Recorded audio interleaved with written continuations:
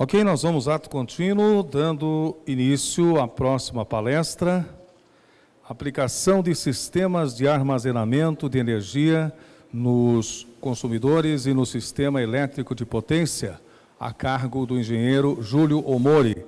Ele que é engenheiro eletricista, especialista em automação industrial, mestre em engenharia elétrica e informática industrial, todos pela UTFPR. Superintendente na Copel Distribuição, coordenador do projeto Paraná Smart Grid, coordenador do projeto Mais Clique Rural. Ele é professor de Engenharia Elétrica e de Energia na Universidade Positivo. Chamamos ao palco e passamos a palavra, portanto, a partir de agora, ao palestrante, engenheiro Júlio Omori.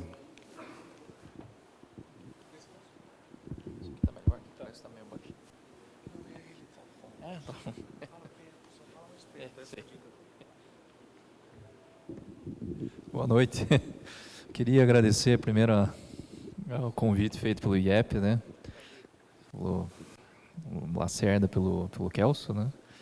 E dizer que estamos mudando um pouco o assunto, mas é uma tendência bem interessante para quem não é exatamente da área da engenharia elétrica, né? Acho que essa parte de armazenamento de energia, que pode envolver outros processos, acho que casa bastante com tendências do futuro. Acho que são atualizações interessantes. Eu já gostaria de ratificar que, na verdade, minha especialidade não é armazenamento de energia, eu sou especialista na aplicação. Na verdade, em sistemas de distribuição de energia, eu trabalho já há 16 anos na engenharia da distribuição da Copel. Eu queria compartilhar com vocês, então, nossa visão. Eu acho que é interessante porque fala sobre a visão da aplicação de sistemas de armazenamento de energia no nosso sistema, mas mais do que isso, o que os consumidores podem se apropriar desse tipo de tecnologia que está vindo de uma forma bastante rápida, né? Depois até temos uma palestra na sequência de mobilidade elétrica e acaba impactando também nessa questão da bateria. A bateria é um ponto-chave, né, nos processos. Então o objetivo da apresentação é isso.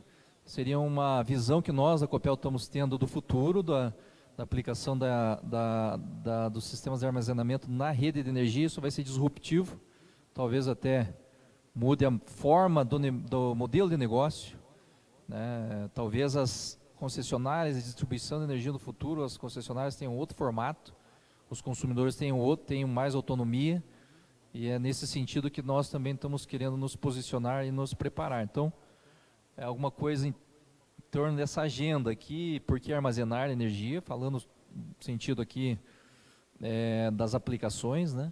Depois falando um pouquinho de tecnologia da bateria, né? Eu vou falar especificamente aqui de sistemas eletroquímicos, né? Existem várias formas de armazenamento de energia que depois possam ser convertidas para elétrica. Desde a parte que envolve a conversão térmica, que envolve mecânica de fluidos, ou até mecânica mesmo. Existem aplicações de armazenamento de energia mecânicos, puramente mecânicos, ou até que usam sistemas reversos de usina, né? Você tem usinas de ciclo reverso, que é a maior capacidade que tem hoje de sistemas de storage no mundo, mas eu vou focar aqui um pouquinho mais nas aplicações que usam eletroquímica, mostrar os projetos que nós estamos fazendo na Copel, ou seja, estão saindo da prancheta várias aplicações, inclusive até o final do ano aqui nós temos uma licitação girando em torno de uns 70 milhões de reais em contratação de projetos de armazenamento de energia. São, na verdade, grandes empreendimentos de engenharia, né?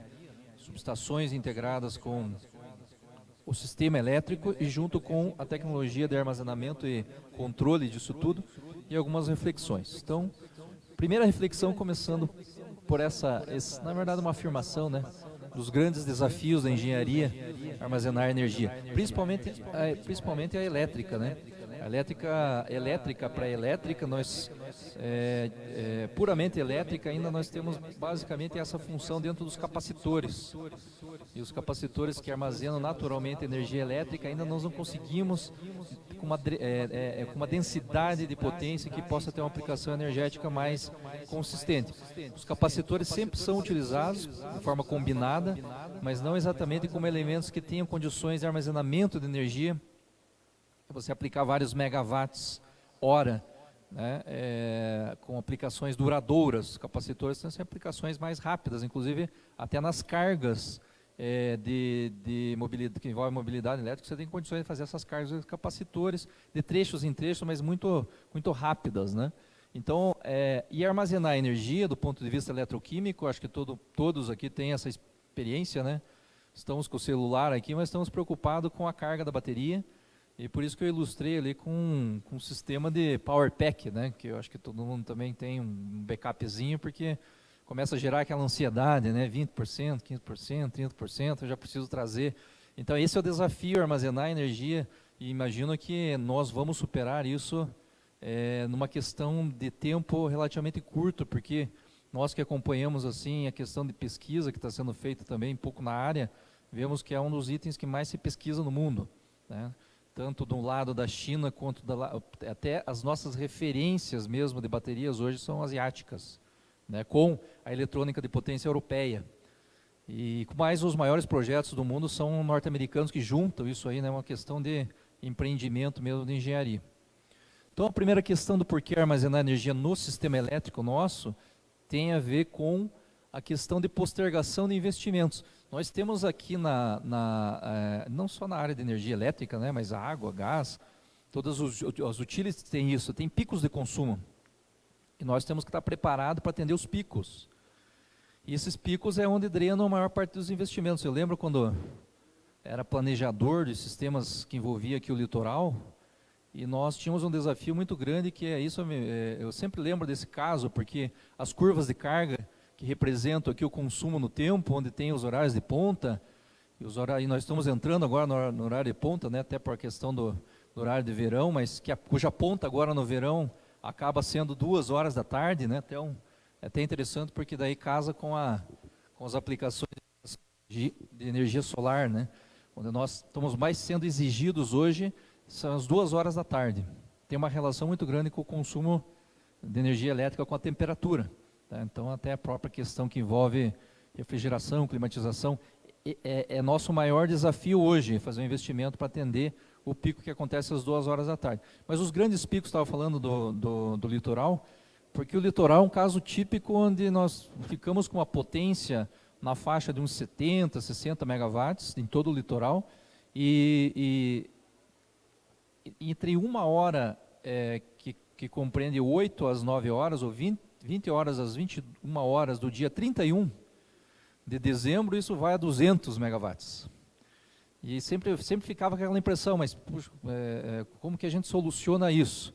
Será que se preparando em termos de infraestrutura para ter transformador, linha, tudo para 200 megawatts? Ou a gente poderia fazer um programa que fizesse um controle da carga e distribuísse, ou que indicasse uma tarifa muito mais cara nesse horário, alguma coisa nesse sentido para fugir. Então é um investimento muito pesado feito só para atender os picos, né?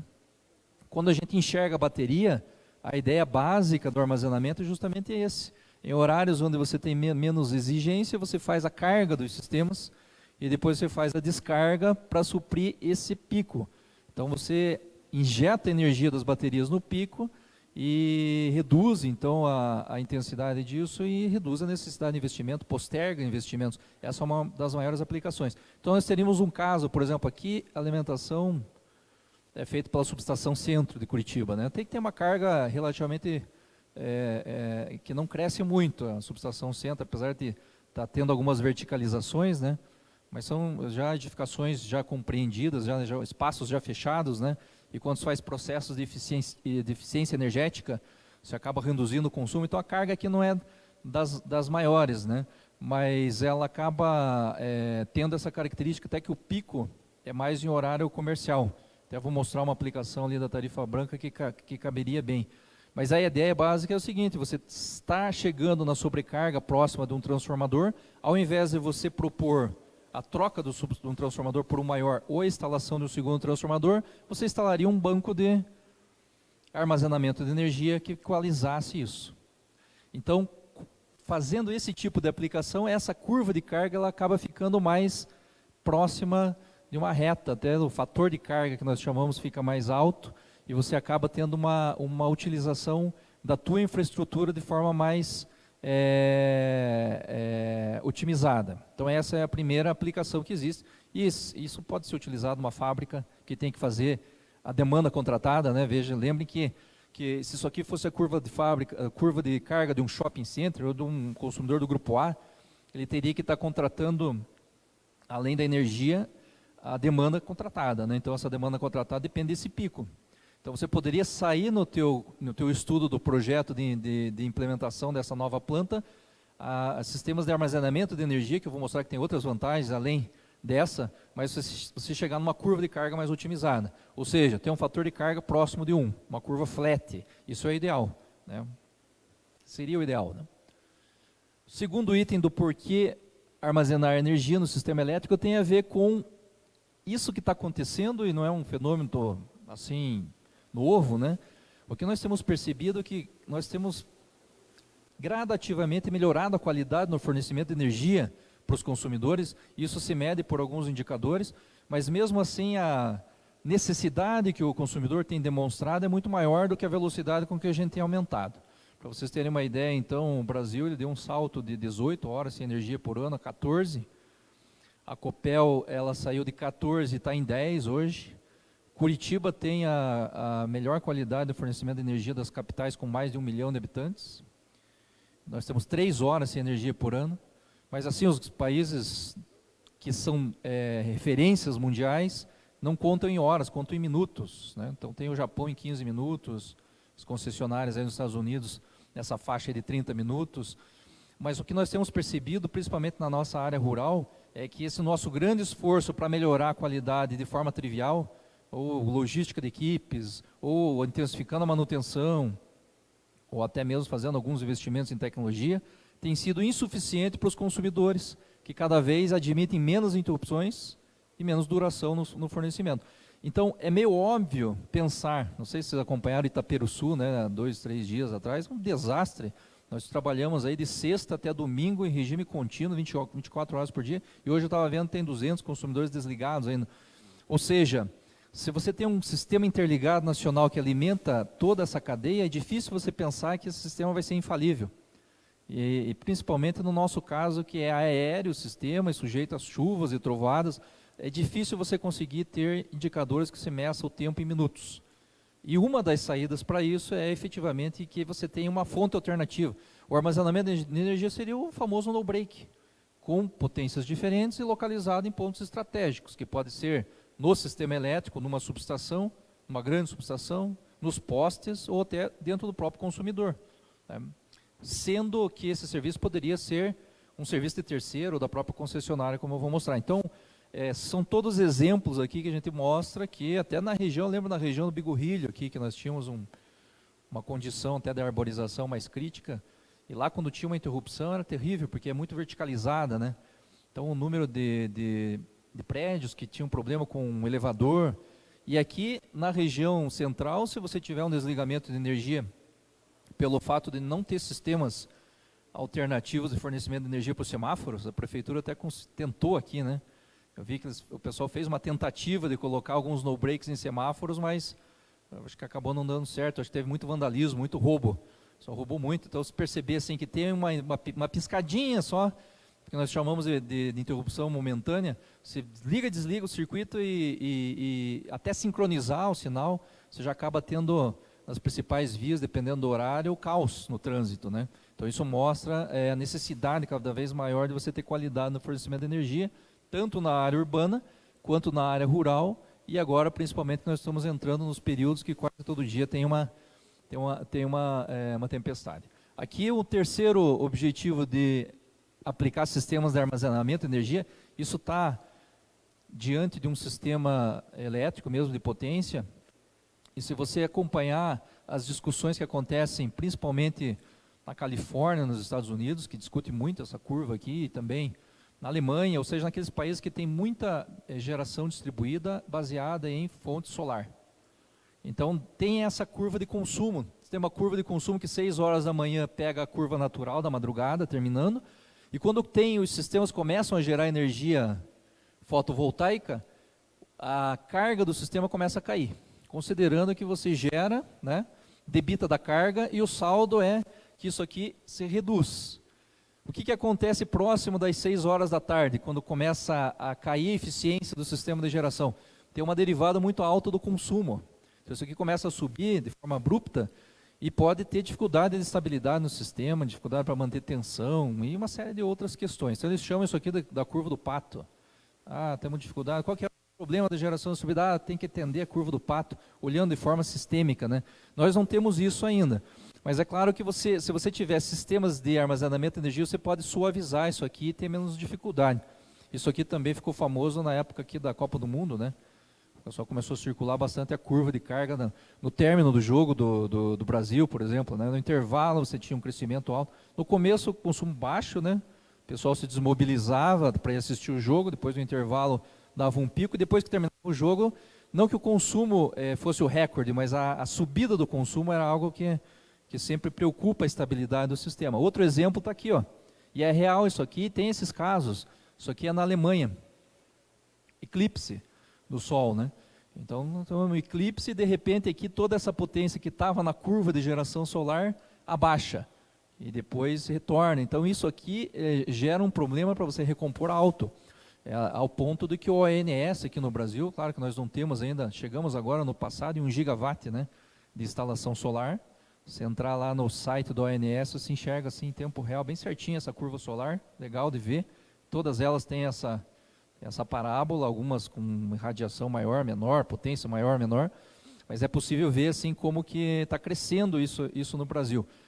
O problema do Brasil maior hoje de conexão, de estabilidade, é na região nordeste, que tem muita geração eólica. Apesar do fator de carga ter aumentado, uma das soluções que o ONS enxerga para aumentar ainda mais a geração eólica é casar isso com sistemas que armazenam energia. Eu tive a oportunidade de visitar a ilha de Okinawa, no Japão, e eles não têm conexão com a parte terrestre. Então, eles têm um sistema de geração a diesel, vou falar um pouquinho sobre isso, para sistemas isolados, acho que é o próximo slide, inclusive, e tem uma geração significativa solar e eólica.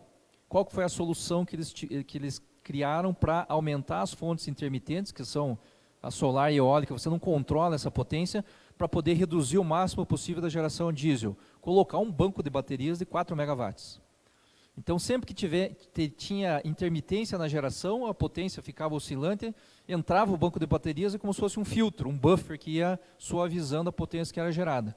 Então, esse tipo de aplicação também acontece, talvez, no nosso caso aqui, mais para a qualidade da energia do que qualquer outra forma. Outro ponto aqui de armazenamento de energia são nos sistemas isolados. Não temos muito, mas eu vou mostrar um projeto nosso que começou agora, que é lá na Ilha das Cobras, que está fazendo basicamente, essa é uma foto aqui da Fernando de Noronha. Não sei se vocês sabem, mas Fernando de Noronha também não tem conexão via cabo, como nós temos com a Ilha do Mel, para alimentação. Então, o atendimento era feito 100% via geradores, grupo motores geradores diesel.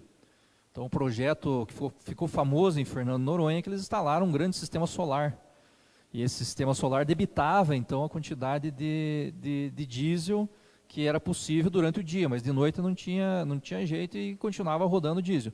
O nosso projeto que eu vou mostrar aqui, já adiantando da Ilha das Cobras, é que o diesel fique de backup. E que você tenha condições de armazenar a energia que tem superávit de dia, através da geração solar, e que você use isso à noite quando precisa. Então, esse é o exemplo dos sistemas isolados. Nós temos pouco, né? Aqui, praticamente o Paraná ele é universalizado, e sistemas isolados que não estão conectados ao sistema de potência são bem restritos, mas é uma aplicação. E eu acho que, para finalizar, tem mais 2 itens aqui do porquê armazenar. O quinto é compor um mix entre geração distribuída e armazenamento de energia. Então, eu trouxe aqui, não para fazer propaganda, né, mas é porque é bastante famoso. Até depois eu estava pesquisando, até mesmo na Intersolar, em São Paulo, não sei quem teve a oportunidade de ir, eu fui nesse ano, fiquei bastante surpreso com a quantidade de fornecedor, com a movimentação que estava na feira solar que tem aqui, né, a maior que tem no Brasil. E lá eu identifiquei no mínimo uns 8 fornecedores de baterias, de sistemas de armazenamento de pequeno porte. Desses 8, acho que os 8 eram chineses. Então, o pessoal da Tesla não estava aqui. A Tesla é bastante famosa, né? Mas tem produtos mais baratos aí. A Tesla é conhecida até um pouco mais pela qualidade, mas é o Power Pack deles, ou a Powerwall, que é a bateria de pequeno porte, mas não é tão pequeno porte assim, é uma bateria de 14 kWh. Então, nas contas deles, esse 14 kWh, você vai uns 2 dias sem precisar da rede de energia. Uma aplicação bem interessante, porque eu vou mostrar rapidamente o conceito de microgrid. Quem tem esse tipo de solução lá nos Estados Unidos, até que virou uma febre quando foi lançada, porque em regime normal acho que deve custar $6.000 cada packetzinho desse. Ele foi lançado assim, acho que por $2, $3.000, e daí foi uma corrida para o pessoal fazer a compra. Mas qual que é a ideia disso? Basicamente, no primeiro momento, servir como no-break. Então, essa passagem dos furacões, agora não lembro qual que foi o último lá, teve, mesmo ali naquela região da Flórida, um pouquinho para cima, teve várias contas que ficaram aí 2, 3 dias sem energia. E quem tinha esse sistema passou relativamente ileso. Ou seja, é um backup que funciona nesse sentido, para que você tenha condições de ter uma fonte alternativa. Do jeito que está aqui, está mostrando, então, algo que nos preocupa. Isso que às vezes eu provoco o pessoal lá na Copel, para pensar um pouco fora do que seria o futuro, caso essa combinação de você gerar energia e armazenar for tão boa, que a qualidade da energia seja melhor que a nossa, e que o preço seja melhor. Por enquanto não é. Por isso que não tem isso em escala, inclusive, imagino que ninguém daqui tenha um sistema de armazenamento em casa, mas nossa visão é que vai ser relativamente comum isso aí no futuro. E o que preocupa é quando ele fala assim, ó, self-powered. Então você faz uma simulação lá, até a própria Tesla vende sistemas de geração solar, inclusive com aquelas telhas que acompanham o formato do telhado, e tem uma solução que eles fazem um cálculo e dizem, ó, para você não precisar da rede de energia, 100% livre, então você vai gerar a tua energia para consumir, e pela tua curva de carga, você vai armazenar, e depois de noite você vai usar essa energia e não vai mais usar a rede. Então eles têm essa solução pronta para quem precisar, né? Então é mais ou menos isso que tentei falar em termos de utilização. Então o mix é justamente isso, você gera essa energia, armazena e depois faz a descarga nos momentos mais interessantes. Pode ser que na madrugada não seja interessante você usar a energia da bateria. Você pode usar a energia da rede, que ela, pela disponibilidade, pode ser mais barata. Agora, no mínimo, você poder utilizar, acho que é a última... Deixa eu só mostrar aqui, acho que é o último benefício que eu coloquei aqui, que é o que nós estamos tendo já, né? Então, essa tarifa branca ela já está em vigência, mesmo para os consumidores de baixa tensão. Então, veja que interessante a ideia de fazer esse armazenamento. Se faz o armazenamento nesse período, que é de madrugada e até 2 horas antes e 2 horas depois da ponta, que a energia é muito mais barata, você põe num estado de carga, utiliza a tua geração distribuída no máximo possível. Quando chega no horário onde a energia é mais cara, você começa a fazer a descarga da bateria, e daí você faz a adesão à tarifa branca, que hoje, para quem está acima de 500 kWh, já é aberto, inclusive para o grupo B, que é o consumidor de baixa tensão, para qualquer consumidor nosso, não só nosso, da Copel, do Brasil inteiro. E contando que a proposta dessa CP33, que acabou não dando certo por questões aí mais políticas, né? Mas a ideia é continuar com ela, em todos os planos de governo tem isso, que é que cada um de nós mesmo, consumidores de baixa tensão, também façamos a separação da energia e da demanda. Ou seja, nós vamos contratar uma potência, vamos pagar pela potência. Seria basicamente que vocês vão pagar proporcional ao disjuntor que vocês usam, e você tem 1, 2 ou 3 fases. Quem tem aqui, por exemplo, uma entrada trifásica de 50 amperes, vai pagar um valor fixo. Por quê? Porque tem aquela potência liberada. Além disso, o teu consumo. Então você sai viajar e não fica o mês inteiro fora, não paga mais só a taxa mínima. A proposta é que você pague aquela potência que está disponível para você usar. Né? Então é dessa forma que nós estamos migrando. Então, se você ainda tiver mais que pagar pela disponibilidade da tua entrada, ter um sistema de armazenamento também casa com essa ideia. E só voltar aqui para complementar, então, aqui é o que tem no site lá do Tesla, né? Então ele mostra, ó, você faz a carga aqui, faz a descarga aqui, e assim por diante. Então faz todo um sistema de carga e descarga fazendo esse mix. Então com esses 6 itens aqui, eu fiz assim um resumo do porquê armazenar energia. Eu acho que é bem interessante do ponto de vista da otimização do sistema elétrico. Agora, falando um pouquinho sobre tecnologia, assim, de uma forma resumida, né? O que existe? Armazenamento elétrico, mecânico, químico e térmico. Então, o exemplo que eu dei, né, até o Flywheel, nós temos essa aplicação, que é um volante de inércia, que se fica então com um volante rodando em paralelo, e depois quando você tem uma interrupção, como se fosse um no break, ele usa a energia cinética mecânica, os processos térmicos, nos elétricos com supercapacitores, os sistemas magnéticos e supercondutores, mas aqui são, digamos assim, as aplicações que têm despontado mais, eu tentar mostrar isso aí através de gráficos. Dando um zoom nas eletroquímicas, elas são separadas em armazenamento interno e externo. Bem interessante isso aqui, porque se fala muito de íons de lítio, né? Então, as baterias de íons de lítio, as que estão ganhando no mercado, e realmente estão. Mas as baterias que têm a maior ciclagem, e podem chegar até 20 anos com uma carga diária, são as baterias de fluxo, são as baterias que estão aqui no armazenamento externo. Então são baterias chamadas baterias de vanádio, baterias de ferro com água. Até um dia desses, esteve na Copel um fornecedor, a gente fez para ele fazer a apresentação da solução, ele pediu para a gente assinar um NDA, que é um acordo de confidencialidade, mas porque ele tinha essa patente dessa bateria de água e ferro, que ele mostrava que uma certa potência você aplicava isso aí 15 anos, com um custo de manutenção baixíssimo. Qual que é o problema? Você tem que montar praticamente uma planta de bombeamento entre anodo e catodo e ficar fazendo manutenção, vai virar um sisteminha industrial, né, para você manter. É uma coisa que a gente está pensando em aplicar nos nossos projetos, mas mais de forma assim, experimental. E aqui as baterias de armazenamento interno, onde tem as baterias de baixa temperatura, que é o carro-chefe aqui, é íons de lítio, a mais barata e usada ainda é chumbo ácido, temos fábricas no Brasil, inclusive disso aqui, e a níquel-cádmio, que fica nessa questão intermediária. Mas de longa data, as grandes baterias de alta densidade de potência são as de alta temperatura, e entra aqui nas baterias de cloreto de sódio, cloreto de sódio e enxofre. Essas são as tecnologias mais utilizadas, foram de maior potência. Então, quando a própria Tesla entrou com a maior planta do mundo, e agora os novos sistemas que têm entrado, principalmente nos Estados Unidos, essa tecnologia tem migrado daqui para cá, basicamente por causa do preço, né? Então, os projetos no mundo, a tecnologia de íons de lítio tem avançado e já tem instalado, aqui, antes de falar da instalação, que está chegando basicamente em 2 gigawatts de potência no mundo, em armazenamento de energia, só para mostrar aqui o crescimento, né? Está meio ruim de ver as escalas, mas o crescimento que está acontecendo. Por que esse crescimento está acontecendo? Por algumas razões, mas uma delas é porque o preço da bateria está reduzindo bastante. Não da eletrônica de potência, essa não tem reduzido muito, mas a do elemento eletroquímico tem reduzido bastante. É aqui um exemplo daquele Power Pack lá do Tesla, que começou em que seria $1.000 por quilowatt-hora, ele já está batendo lá em torno de 200.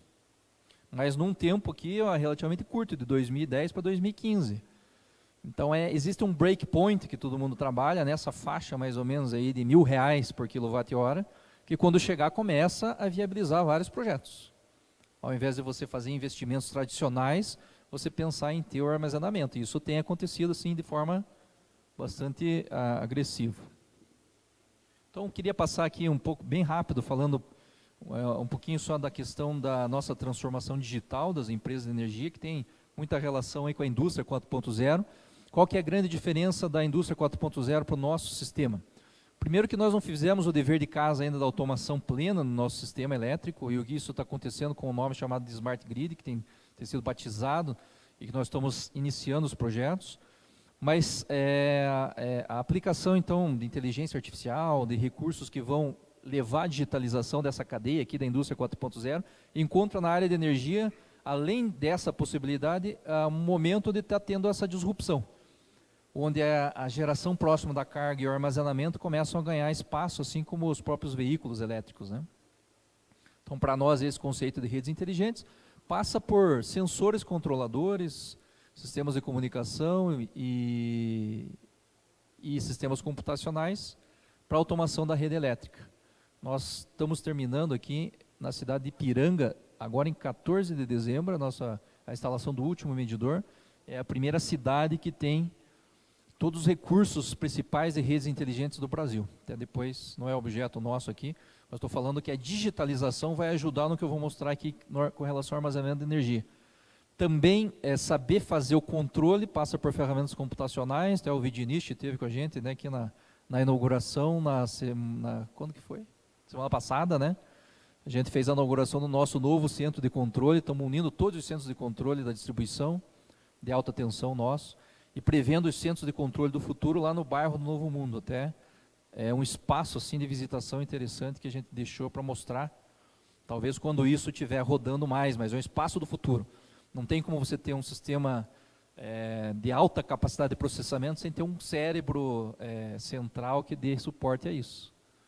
Mas por que eu mostrei isso? Porque se eu juntar esse conceito de digitalização com o armazenamento e a geração distribuída, que são os recursos energéticos distribuídos, você consegue ir mais além ainda. Então isso aqui são pequenos armazenamentos de grande porte. E o que é ir mais além? É começar a pensar em ter pequenas ilhas no sistema. Então nós estamos estudando muito fortemente isso, esse conceito de microgrids. Não operar mais num grande sistema interligado de forma sempre contínua. Dependendo da hora, dependendo da situação, você cria ilhas. Isso seria impensável até pouco tempo atrás. Por quê? Porque você não cria ilhas que você possa ter problema de segurança, de abastecimento, ou que você tenha um defeito no sistema e essa ilha não conseguir eliminar o defeito. Então seria inconcebível. Agora, se você tiver observação e puder controlar, isso é naturalmente possível. E estamos migrando para isso. Talvez o Paraná fique ilhado, talvez, eu vou mostrar aqui um conceito. Nós trabalhamos assim, uma subestação inteira ser ilhada, um pedaço do alimentador ser ilhado, ou o consumidor ficar ilhado. Em que situação? Em regime contínuo, ou se tiver defeito na rede, problemas de fornecimento, energia muito cara, você fica ilhado e aqui dentro, um sistema que armazena energia e que gera, atende a carga. Então é controle de carga, controle de geração e controle de armazenamento. E se for mais interessante voltar e fechar, você opera em paralelo. Então esse é o conceito das microgrids. É algo que está ganhando assim, bastante importância dentro do planejamento e da utilização do sistema elétrico. E as nossas iniciativas, a gente lançou aqui o primeiro projeto nosso com a Itaipu, pensando exatamente nisso. Então temos um sistema que alimenta uma rede de média tensão, vários consumidores rurais, entre eles um que tem geração de energia e armazenamento. Então esse é um projeto no oeste do estado, onde é utilizado biodigestores com gás metano de dejetos suínos. Então o sistema de armazenamento está ali, você armazena o gás metano e ele fica no biodigestor. E fica gerando energia. Quando tem um defeito nesse fornecimento de energia, nós detectamos que tem um problema, fazemos o ilhamento isolando o defeito e por que não esse gerador não pode continuar alimentando esses consumidores? Hoje é impossível. O nosso sistema está planejado para o seguinte, deu um defeito na rede, sai a geração. Às vezes, até porque tem déficit no próprio sistema interligado nacional, a frequência cai, ou seja, a situação está crítica, e mesmo nessa situação, desliga o sistema e tira a geração, deixa mais crítico ainda, né? Então é um negócio que não está casando muito bem, nós já identificamos isso. Parece simples, né? Desliga aqui, põe esse gerador para alimentar os consumidores, mas não é bem assim, um probleminha bem interessante, até do ponto de vista de controle. Muda a sintonia desse controlador, quando ele opera em paralelo com a rede, é bem diferente o controle ilhado e assim por diante. Mas é um projeto que a gente está fazendo, São Miguel do Iguaçu é a primeira planta, e tem 5 plantas sendo concebidas aí naquela região, que tem essa condição de biodigestor. A segunda iniciativa nossa de armazenamento de energia de alta potência tem a ver então com projetos de pesquisa e desenvolvimento. Nós estamos trabalhando com 7 projetos de pesquisa e desenvolvimento, vou mostrar aqui as fotos, que totalizam isso, onde nós estamos testando várias aplicações.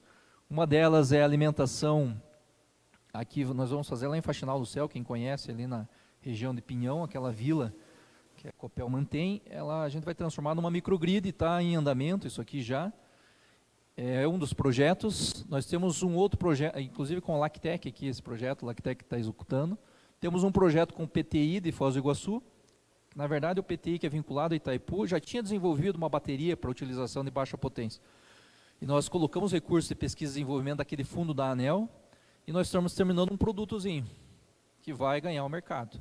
Então, é um produto de uma bateria de 7 kWh, com a intenção de sair algo em torno de uns R$5.000 aí por bateria.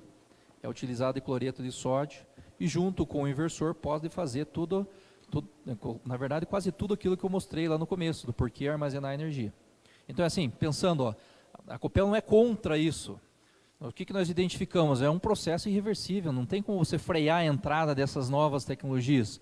Então nós estamos tentando pensar num mundo que no futuro, se o consumidor não precisar mais da rede, que a gente faça parte da cadeia de fornecimento desses sistemas. Então é mais ou menos nessa linha. Alguém pode estar pensando, mas por que a Copel está desenvolvendo uma bateria para usar dentro da casa? Mais ou menos nessa linha, né? Então os nossos outros projetos, ó, temos um projeto com a Universidade de Santa Maria, no Rio Grande do Sul, que ganhou a nossa chamada pública, de um sistema que faz a gestão residencial da energia. Esse é um sistema chamado V2G, também com o pessoal lá do PTI de Foz do Iguaçu.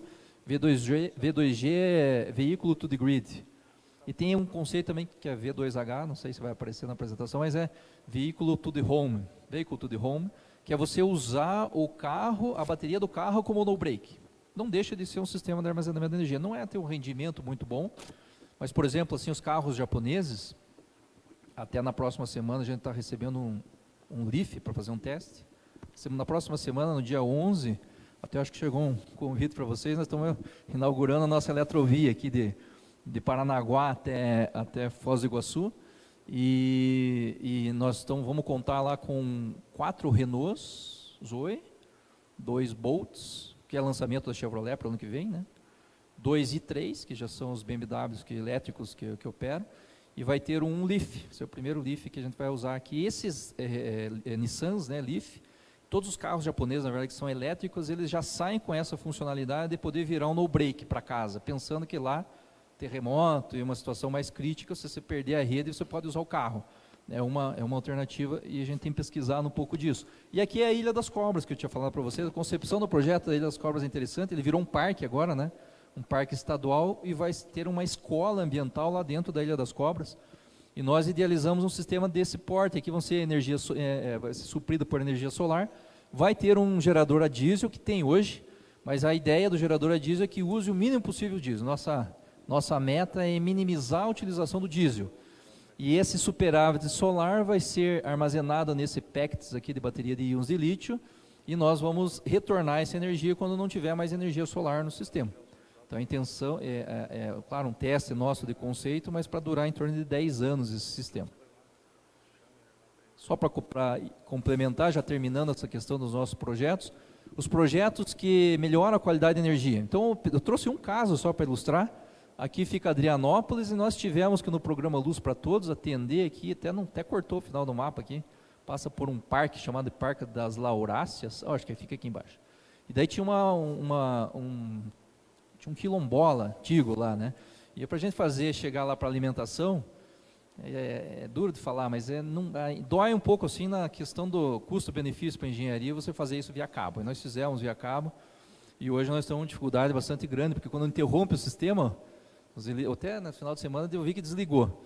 Pô, os eletricistas sobem, não tem estrada, e cruza o parque, tem que atravessar rio, e para tentar descobrir onde é que está o defeito. Então, se você for pensar numa solução de uma segunda fonte para alimentar, eles não tinham energia até ontem, né? Mas pensar numa segunda fonte é algo que nós calculamos vai custar em torno de 10 a 12 milhões de reais.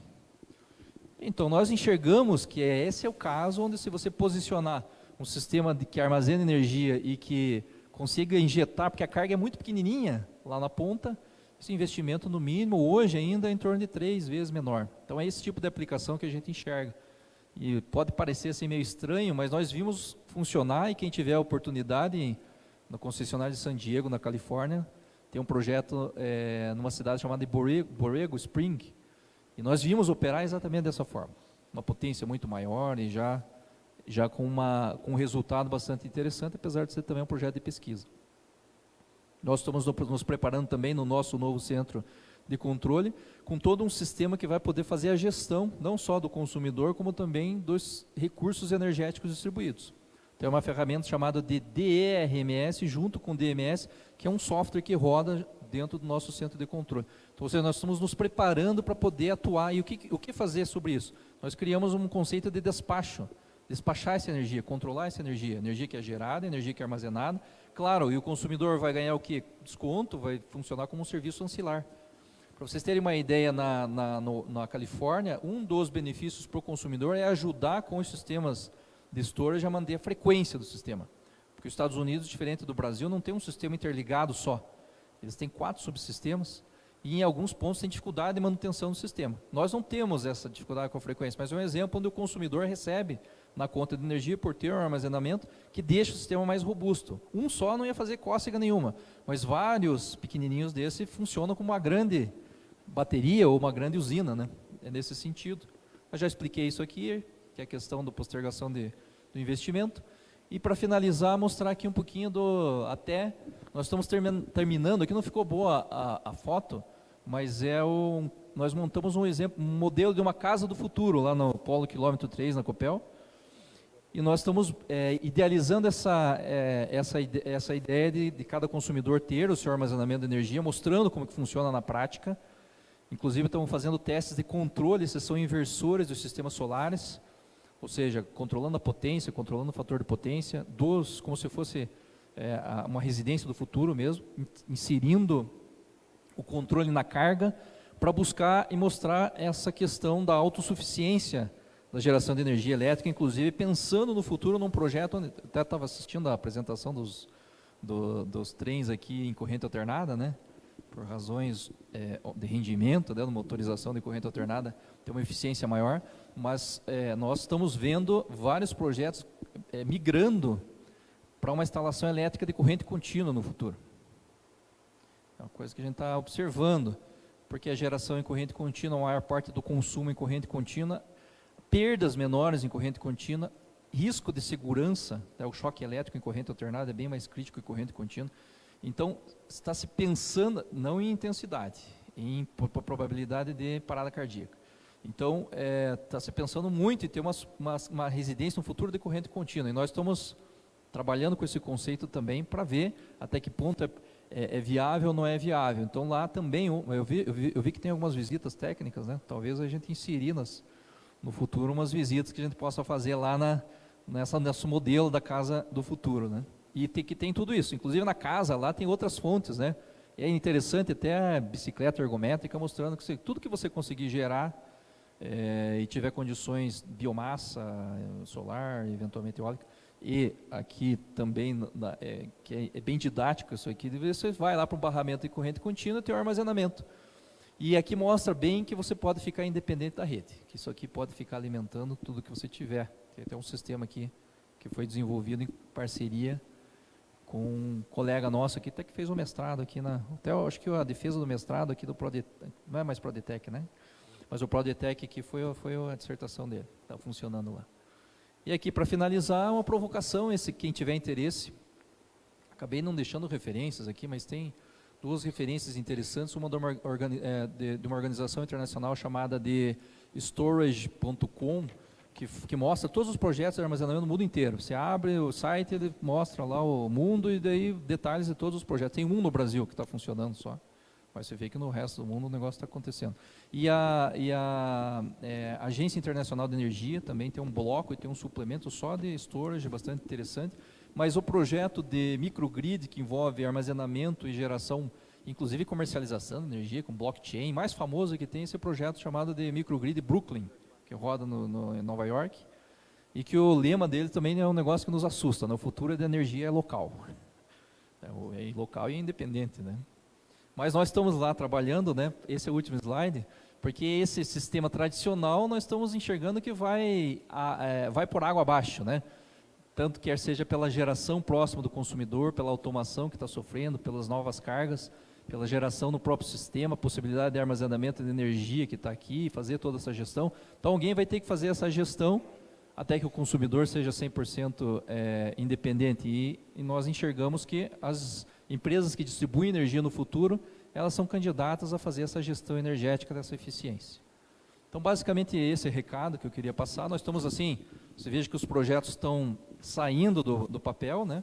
E que logo na sequência nós teremos condições de fazer uma avaliação bem interessante de custo-benefício, que na verdade é o carro-chefe do que a ANEEL lançou como desafio.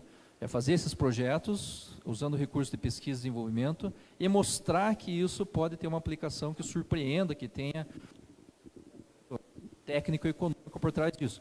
Esse projeto, o programa da ANEEL, número 21, de projetos de pesquisa e desenvolvimento que são focados em assuntos específicos. E eu lembro que o programa número 13, quando foi lançado, até a Copel teve participação no programa número 13, que era de geração de energia fotovoltaica, quando não tinha nada de geração fotovoltaica, ainda em torno de 2009, 2010, e que de repente aquelas plantas que foram os primeiros estádios solares, né, ficaram prontos e começaram a rodar. Logo na sequência se mostrou que tinha competitividade. Então esse arranjo para dar aquele apoio inicial para a tecnologia que já acontece fora do Brasil ganhar impulso é interessante, e a ANEEL tem usado isso. Eu acho que até com sucesso. Então, desculpe aí porque eu falei demais, né? Mas se alguém tiver alguma pergunta, estou à disposição. Obrigado pela atenção.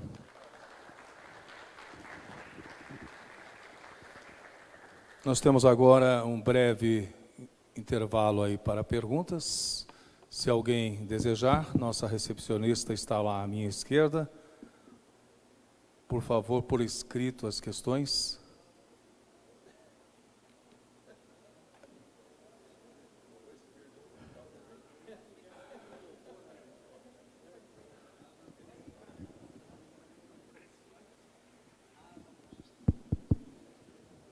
Júlio, parabéns pela sua apresentação, as reflexões aí. E ontem o Instituto de Engenharia fez uma contribuição para a audiência pública da CDE de 2019. E um dos pontos que nós questionamos muito é a questão de combustíveis para sistemas isolados. Então, a minha pergunta vai muito nisso que você mostrou lá, dos sistemas isolados, se não teria uma vantagem econômica de substituição desses gastos de CDE na CCC, que é a conta de combustíveis, usando essas alternativas aí. O Acho valor que vocês foram bem. estimado lá da CCC está em quase 7 bilhões de reais. Eu diria assim, não teria os dados para falar se teria competitividade, né? Mesmo porque o mundo inteiro ainda está tratando isso aqui como uma tendência iminente, mas que ainda não ganhou escala. Então, com esses preços que nós temos, já é possível ter uma ideia de que vai ser a tendência no futuro, realmente vai ser de uma competitividade maior. Quando nós estivemos na Califórnia, nós vimos em torno de 6 projetos onde eles mostraram que era competir o investimento tradicional com a instalação de sistemas de storage. E eu lembro dos cálculos lá que 3 deles viabilizaram, do ponto de vista assim, infraestrutura, instalação acho que era uma nova subestação com novos alimentadores. Nesse caso em específico, o que eu posso dizer é que eu acho que ninguém estudou a fundo, porque a ANEEL ela tem uma visão assim de breakpoint para sistemas de storage, que é alguma coisa nessa linha aí, nessa faixa de R$10 mil por quilowatt-hora, e que ela imagina que quando chegar isso aí é algo que possa se pensar em aplicação em escala. Mas existe uma incerteza assim da vida útil, da manutenção, por isso que eu acho que a saída foi justamente, vamos fazer vários projetos de pesquisa, avaliar, apesar que o mundo inteiro já está fazendo, né, poderia antecipar isso, para ter algumas certezas depois da pós-implantação. Quanto que é esse custo de OIM mesmo? A vida útil que o fabricante fala, que todo mundo executa isso, principalmente nos sistemas isolados, que são da Amazônia, que tem condições diferenciadas de umidade, temperatura. Então, basicamente, eu acho que a provocação da ANEEL tem potencial, eu acho que é competitivo, mas não dá para sair já numa aplicação mais firme, tendo em vista que existem algumas incertezas, que eu acho que elas vão ser mitigadas com o tempo, e que isso que você está falando, eu acho que deva acontecer. Eu acho que vai ficar cada vez mais competitivo, principalmente se você pensar também no ganho ambiental, né? Que eu acho que é uma variável que tem que ser colocada nos projetos. Mas não teria, eu tenho essa impressão tua também, Vinícius, eu acho que é algo que poderia alguém já estar estudando.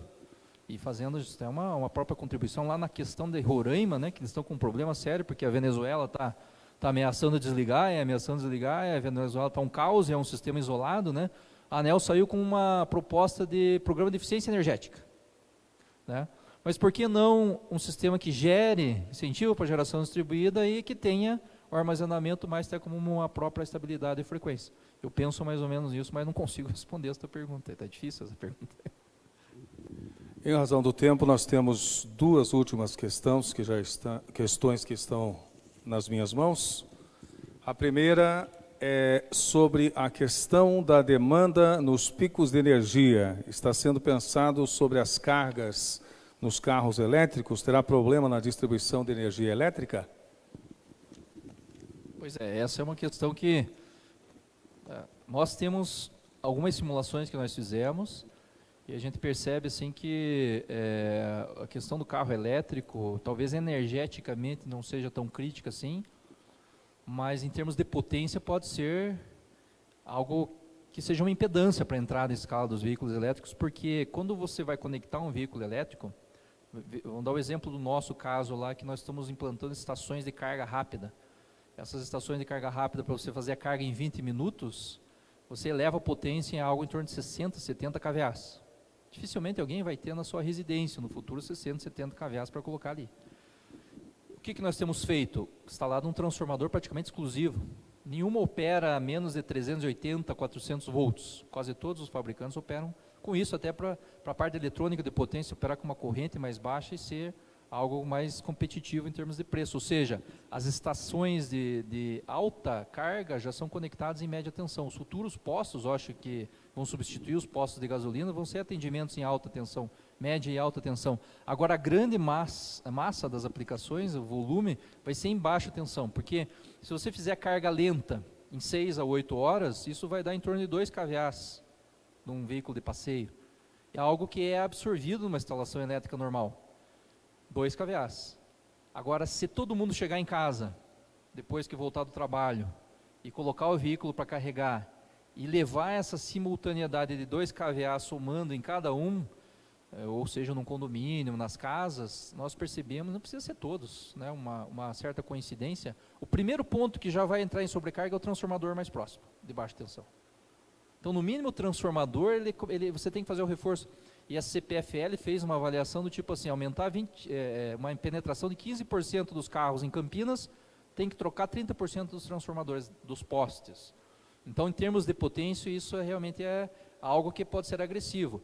Mas por que você teria que trocar? Por causa dos picos. Eu acho que a pergunta foi bem inteligente, porque eu acho que assim, para nós não termos problemas com os veículos elétricos no futuro, é importante que quando houver uma entrada em escala, isso aconteça também dentro de um programa que tenha tarifas diferenciadas. Então, se aponta para aquele horário de ponta, a tarifa vai ser muito mais cara, naturalmente uma grande parte dos que vão abastecer o veículo, nem todos, né? Uns não querem, não importa se vão pagar 2 ou 3 vezes mais a conta de energia, mas vão procurar escalonar um pouco o horário, e a hora que você escalonar e sair da ponta, o efeito já é um efeito que minimiza. Se todo mundo entrasse fora de ponta de madrugada, não precisava fazer nada no sistema. Tinha energia e tinha potência. Então é bem interessante essa pergunta mesmo. E nós projetamos lá na Copel problemas muito grandes que vão ter nos edifícios. Até estamos tendo algumas perguntas já, o pessoal fala assim, comprei um veículo novo agora, só que eu percebi que eu não vou conseguir carregar aqui no meu condomínio. O que a Copel orienta? Você vai ter que rever o projeto elétrico, ver se tem carga suficiente, e mesmo que tenha carga suficiente, vai ter que pensar, né? Ou imagina que o condomínio vai fazer um rateio, né? Antes não podia, agora pode. Então ele vai ter que ter um sistema que controle para ver quem que vai estar fazendo a carga para um. Esse primeiro que entrar não vai ter problema. Agora, se tiver uma fila para carregar, aí eu acho que também vai ter problema, não sei o que vai acontecer, mas vai nascer várias possibilidades de novos negócios. Eu creio que já respondeu, mas a pergunta é como os postos de gasolina poderão fornecer energia de fonte solar aos futuros veículos elétricos? É pequeno, né? Nossos postos, quando a gente projetou a Eletrovia, fizemos o nosso modelo padrão, nós pensamos em colocar revestimento de energia solar nos postos, mas assim, o espaço que tem é insuficiente para a alimentação da potência que é necessária. Até tem alguns fabricantes que colocam, vou ter um carro e vou ter um painel solar sobre o carro. É mínimo isso na parte energética para o atendimento, mesmo porque o fator de carga lá da energia solar também é baixíssimo, né?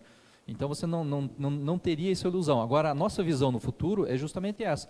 por que o consumidor vai ter interesse em fazer uma carga num posto público e não na sua casa, mesmo tendo disponibilidade na casa? Porque a energia no posto público vai ser maior, vai ser mais baixa.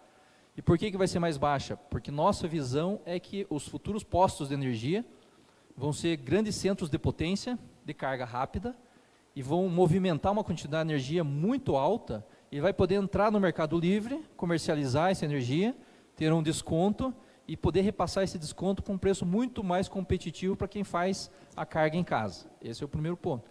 E o segundo ponto, que daí entra num outro debate, que é a questão da geração distribuída. Hoje existe uma possibilidade do mesmo CNPJ, o posto de gasolina, ter uma fazenda solar em outro local. Então é o autoconsumo remoto. Então você investe lá numa fazenda solar, num local onde você tem espaço, tenha condições, e que algo seja competitivo, e aí você compensa essa energia com a energia que você vai estar abastecendo os veículos elétricos. Se for pensar em termos energéticos, é quase a mesma coisa, descontando as perdas. Então, não sei se consegui responder, mas obrigado aí pelas perguntas também, bem interessante. Ok, nós concluímos então a sessão de perguntas, chamando ao palco o nosso diretor técnico do IEP, Kelso Krieger, para que possa realizar a entrega do certificado de participação e apresentação. Agradecimento aí ao nosso palestrante, engenheiro Júlio Omori, nesta noite.